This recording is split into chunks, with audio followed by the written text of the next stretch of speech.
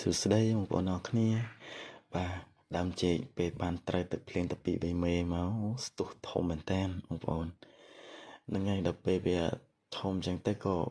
វាមានអាធាងវាមានអាសតោពេលវាញ៉ៃញ៉ៃបងប្អូនហើយថាអាហ្នឹងតែទុកវាច្រើនទៅវាស៊ីទឹកវាស៊ីជីអញ្ចឹងទៅវាធ្វើឲ្យដើមវាអត់រិចធំធាត់បានល្អចឹងហើយថ្ងៃនេះយើងមកតែងធាងវាហ្នឹងហើយកាត់វាចោលបាទយើងកាត់វាចោលខ្លះទៅទុកឲ្យវាមុំមកឲ្យវាទៅមើលទៅវាស្រឡះល្អផងហើយវា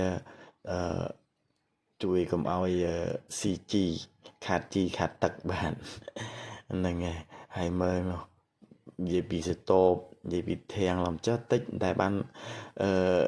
កាត់វាទេតាំងពីដាំមកមែនតាបងប្អូនចេកហ្នឹងគឺវាស៊ីទឹកមែនតើបើអត់មានទឹកវិញក្រិនអត់ចង់ធំទេតែដល់ពេលបានទឹកមកហើយស្ទុះធំលឿនមែនតើ